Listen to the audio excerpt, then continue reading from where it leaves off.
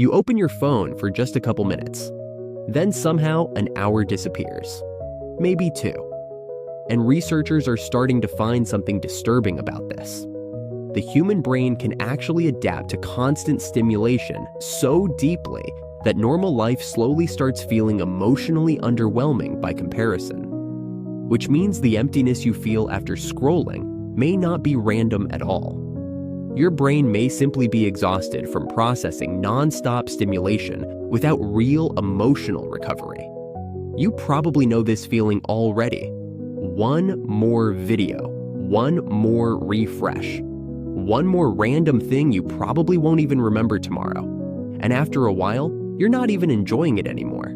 Your thumb just keeps moving automatically. That's the weird part. Sometimes scrolling doesn't even feel entertaining anymore. It just feels harder to stop. Researchers studying digital reward systems found that repeated short-form stimulation can condition the brain to constantly seek novelty and interruption. That changes the way attention feels over time. Your brain slowly adapts to fast videos, fast sounds, fast emotional shifts, fast distraction, constant interruption. And eventually, normal life starts feeling slower than your nervous system expects. You can actually feel this happening in tiny moments. You watch half a video before opening another one. You check 3 apps within minutes without needing anything specific from any of them. You grab your phone during movies, during meals, even during conversations. Sometimes you unlock your phone automatically, then forget why you picked it up in the first place, not because you truly needed something. Your brain just stopped feeling comfortable with uninterrupted stillness. And maybe the hardest part is this. After all that stimulation, you still end up feeling empty afterward. Not exactly sad, not exactly anxious, just emotionally drained in a strange, quiet way. Like your brain consumed too much but absorbed nothing meaningful. Researchers studying excessive social media found links between long periods of passive scrolling and increased feelings of emotional fatigue, dissatisfaction, and low mood. That reaction makes sense, because your brain is processing non-stop stimulation without emotional recovery. You can actually feel the overload building sometimes. Your thoughts feel noisy, your attention feels scattered, your body feels tired, but your brain still wants more stimulation anyway. That contradiction confuses a lot of people, because logically, if something makes you feel worse, you should stop wanting it. But human brains don't work that simply. Researchers studying behavioral reinforcement found that unpredictable digital rewards may increase compulsive checking behaviors over time, meaning your brain keeps searching for another emotional hit even after the experience stops feeling satisfying. That's why people keep scrolling long after enjoyment disappears. Your nervous system slowly starts chasing interruption itself. And social media quietly creates another emotional problem underneath all of this.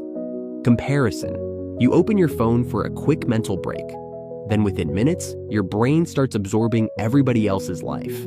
Somebody looks happier. Somebody looks richer. Somebody seems more attractive, more disciplined, more socially connected, more emotionally confident.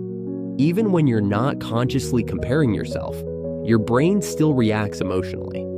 Researchers studying upward social comparison found that idealized online content may increase feelings of inadequacy and emotional dissatisfaction over time, especially in people already feeling emotionally overwhelmed. And the dangerous part is how automatic this becomes. You think you're casually scrolling. Meanwhile, your brain keeps quietly collecting evidence that everybody else seems more alive than you. That emotional contrast slowly changes the way your own life feels. Normal moments start feeling dull. Silence feels heavier. Your routine starts feeling emotionally flat compared to the non-stop stimulation on your screen. Researchers studying overstimulation found that highly stimulating digital environments may reduce satisfaction with slower real-world experiences over time. That explains why ordinary life can start feeling strangely underwhelming after hours online. Your nervous system adapted to intensity. And maybe this part will sound painfully familiar. Sometimes you finish scrolling and suddenly feel disconnected from yourself, like your brain spent hours consuming everybody else's thoughts, everybody else's emotions, everybody else's opinions, while completely ignoring your own internal state. Researchers studying attentional fragmentation found that constant information switching may reduce self-reflective awareness over time. That means your attention stays pointed outward for so long that you slowly lose touch with what's happening inward. And honestly, that feeling can become scary after a while, because eventually some people stop knowing whether they actually enjoy things anymore, or whether their brain simply wants stimulation constantly. You can see this in small habits. Opening apps automatically without thinking. Reaching for your phone during quiet moments. Feeling restless whenever life slows down. Watching videos while already watching something else. Needing background noise all the time because silence suddenly feels uncomfortable.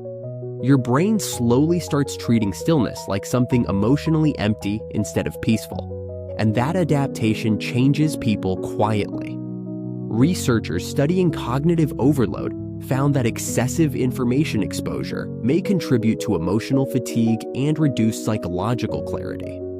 That explains why your mind can start feeling emotionally overcrowded after too much scrolling. Too many opinions, too many emotional signals, too many people's lives entering your brain all day long. And maybe the strangest part is this. A lot of the time, people reach for social media when they already feel emotionally uncomfortable, lonely, bored, disconnected, stressed. Researchers studying emotional avoidance found that people often seek stimulation during emotionally uncomfortable states to temporarily interrupt internal distress. That explains why your hand reaches for the phone automatically during awkward silence, stress, loneliness, or emotional discomfort. The stimulation gives your brain temporary escape, but afterward, the original emotions usually return, sometimes heavier than before. That creates a painful cycle. You feel emotionally overwhelmed, so your brain searches for distraction. The distraction overloads your attention even more. Then afterward, you feel emptier, so your brain searches for more stimulation again. A lot of people are trapped inside that cycle now without fully realizing it. And honestly, maybe the saddest part is how normal this started feeling. People joke about losing hours scrolling, about having no attention span anymore, about opening apps automatically. But underneath those jokes, a lot of people quietly feel mentally exhausted in ways they don't fully understand yet. Your brain was never designed to absorb this much stimulation this constantly. Thousands of opinions, thousands of faces, thousands of emotional signals, every single day. And eventually, something inside you starts feeling emotionally overcrowded. But researchers studying neuroplasticity found something important. The brain remains adaptable throughout life, meaning the same brain that adapted to constant stimulation can slowly adapt back toward calmness too. That matters. Because many people secretly fear they permanently damage their attention, their emotions, or their ability to enjoy normal life. But researchers repeatedly found that the brain continuously reorganizes itself according to repeated behaviors, environments, and emotional patterns, meaning your current state is not necessarily permanent identity. If your brain spends years surrounded by non-stop stimulation, comparison, fragmented attention, and emotional overload, it adapts to that.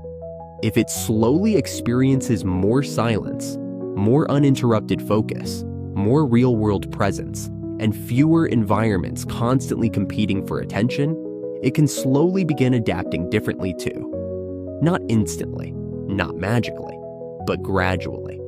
That adaptation moves both ways, which means maybe the emptiness you feel after scrolling isn't proof that something is wrong with you. Maybe your nervous system is simply exhausted from processing more stimulation, comparison, and emotional input than the human brain was designed to handle continuously. And maybe the fact that silence feels uncomfortable right now doesn't mean your brain is broken. Maybe it just hasn't spent enough time there lately to remember what peace actually feels like anymore.